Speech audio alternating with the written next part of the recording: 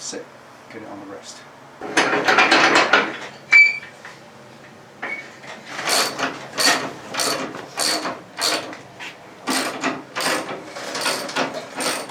Right, here we go. Welcome back to Delboy's Garage to show you what we're doing today.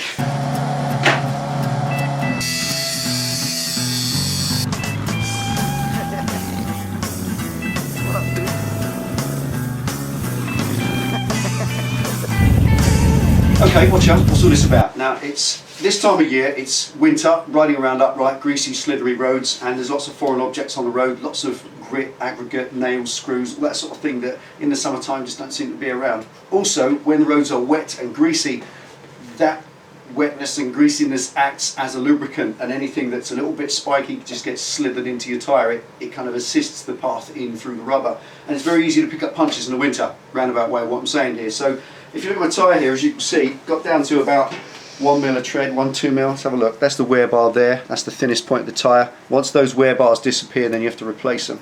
So just checking that with a proper manual depth gauge. I've got 2 mil of tread before the wear bar, and I'm eating about approximately 1 millimetre of this tyre every 1,000 miles or so. Take it easy, as you do in the winter. And that means 2,000 miles and this will be toast. Now I'm doing 1,000 miles a month. It's late January, so mid-March, that'd be about right to put a nice new set on, and they won't end up getting flattened off.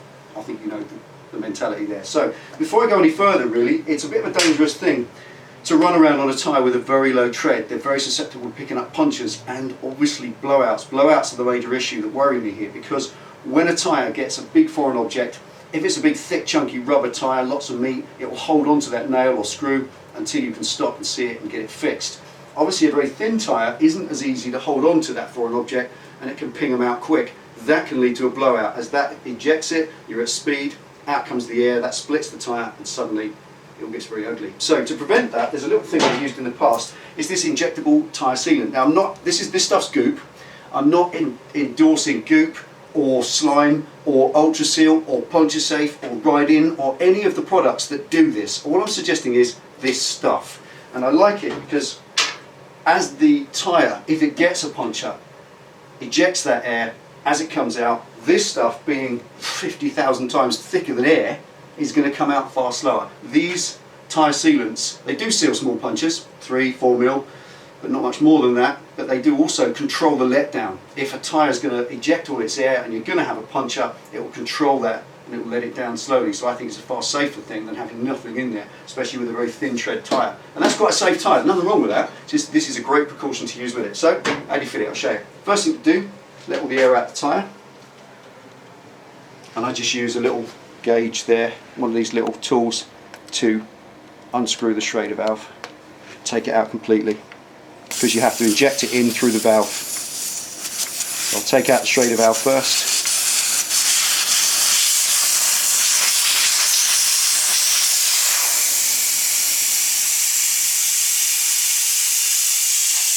All the air's out now, tyre's nice and flat. Okay, so bring the valve to the bottom, but it's best to bring it to about sort of the 5 or 7 o'clock mark, not right down at 6 o'clock, because as you're injecting this liquid, it's all going to puddle up in there and end up coming out the top. There's not that much of it, but you just bring it round there, so you're about that angle. Now, if you want to read these all come with really easy directions. You've got on the side here, this fits any vehicle from a tractor to a truck to a bicycle, and now a motorcycle, 250 mils per tyre. And there's 500, so it's half a bottle. So what I'm going to do is bung that on the valve. Now close in on that pen, and put half of this into the tyre. So as you see the stuff going in, quite simply the way it works is they jam the hole up as they all try and rush through that hole at once. Whoops. A small ejection of fluid from the end of the tube there. I cannot explain why that was. Right, just checking where we are. About there, a little bit more to go.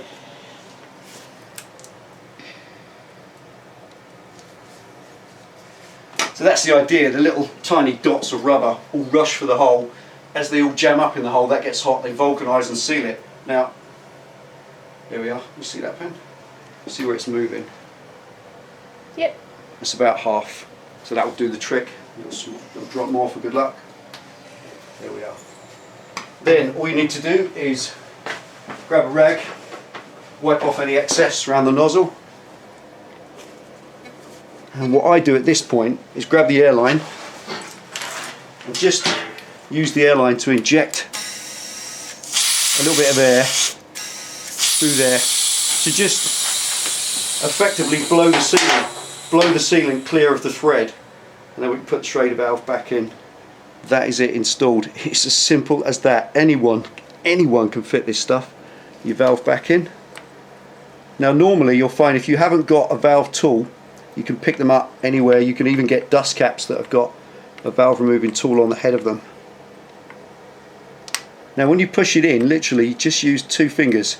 Don't go leaning on the wings of that or anything. Literally 2 fingers to do them up. It's a tiny little brass thread with a rubber seal, and you'll soon know if it's not tight enough because you'll hear it hissing. And then from that point, with a foot pump or an airline, just pump your tyre back up to working pressure.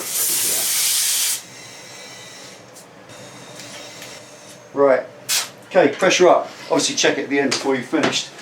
Next thing to do is take it for a ride. The way this product works is it spreads itself around the inside of the tyre with centrifugal force, so don't worry that it's all pulled at the bottom at the moment. It's water based. When it's cold it will stay quite soft and runny, and in the hot weather you just run that round the tyre. Probably just literally run it round by hand. Now the advice is to take it for a ride, probably about 4 or 5 miles, and then run the bike side to side so that you spread it across the tyre. Whatever happens, it will find its own level, it really will. So I'm going to drop this off the jack and take it out for a little ride.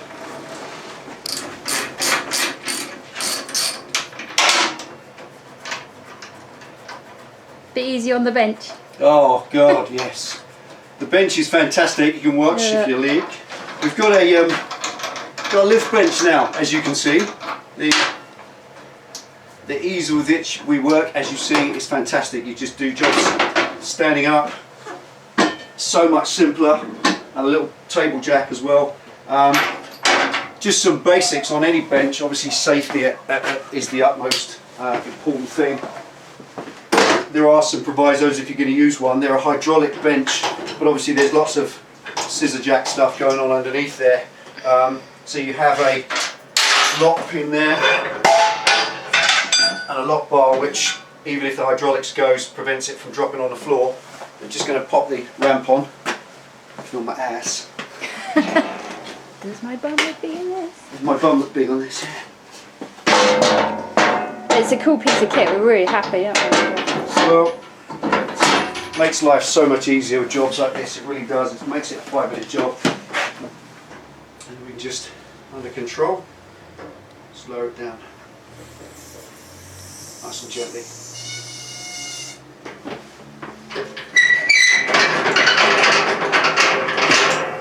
Load straps here are essential. They really are. Without those, you can end up with a bike on your head. And that can spoil your whole day. Not a pen. You might need an aspirin for You that. probably need an aspirin, or maybe even 2.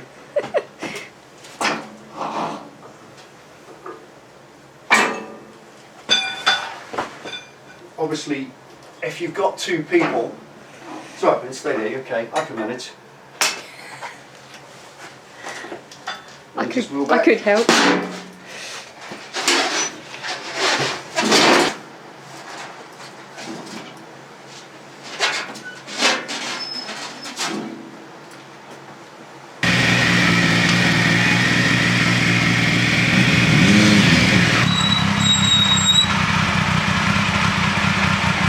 That's it, done. One test ride. Alright, when you get back, let's check the pressure. 42. Perfect. There we go. Job done. Right, okay, there you go. Puncture safe. Dupe, ultra seal, ride in, call it what you like, that stuff works. Been using it now off and on in different situations for about probably 10 years, I reckon, since I first discovered it, and it's worked. I've seen it in action. A little line of the stuff up your number plate at the back where it's sealed a puncture and you didn't even know about it, so I do know it works. The other side of it is I did go over a track rod end. I've got it somewhere, funny enough. It's in a box somewhere. A car track rod end on the road, went over it, the front tyre just flicked it up, the back tyre collected it, and it went in, it made a 7-8mm hole, great big massive hole, like a rip in the tyre. Obviously it didn't seal it, but what it did, I felt the back end go squirmy, really under control, pulled over, and literally the back of the bike, my jacket, my lid, my bag, everything covered in it, the tyre went down safely. It absolutely controlled the blowout. That would have been a blowout for sure, and possibly, quite probably, a loss of control. So whether you do it that way it works for you, I don't know. I like it, that's in the tyre now, and that will prevent any problems, because we are two up, aren't we, next weekend? Yep. First meet of the year to Loomies, and that tyre's got 2,000 miles left in it, and in that 2,000 miles, I just want to make sure that we're safe, and that increases the safety on that tyre. There we are, a couple of you mentioned the bench. Yes, got a lift bench, absolutely fantastic, love it to bits. All you do with these, wheel them in, pinch the front wheel in the clamp, and use load straps on either the handlebars or the bottom yoke or something to hold it safe. Doesn't need to be strapped right down, that's not important. All it needs is the right amount either side so that it can't move. It can move around, but that stops any problems. And obviously a little lift table there which goes up underneath, that lifts up to 2 feet. So as you saw, that lifts the back wheel up if you need to. It's also good for taking things like swing arms out because you're not supplying, you don't need a lift or a paddock stand.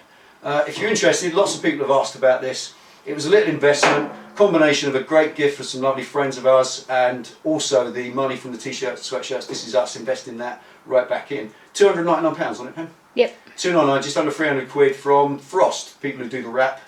Frost do a lot of tools, a lot of bench equipment. You can pay up to about £400. I think Machine Mart do a Clark one for £380. Quite a lot of money. This was only £300 and it included delivery, which I think was pretty good. It's going to save a lot of grief, makes it easier, and hopefully, your opinion, I know, makes the videos a bit better. Okay, so there we go. Thanks for watching. A little bit of Puncture safe for this year, ride safe, and we'll see you on the road hopefully. Otherwise, see you for next one. Going to just let the tyre pressure. Okay, welcome back. Now this is going to be a little bit of preparatory. It's easy for you to say. Start again. Right. More. Right. And action. Right. That wasn't me that time. Sorry. Right. It's right, hang on. Right, ready? Go. Go. You know, I need a cake. Okay. Right, hang on, just blow, just blow, just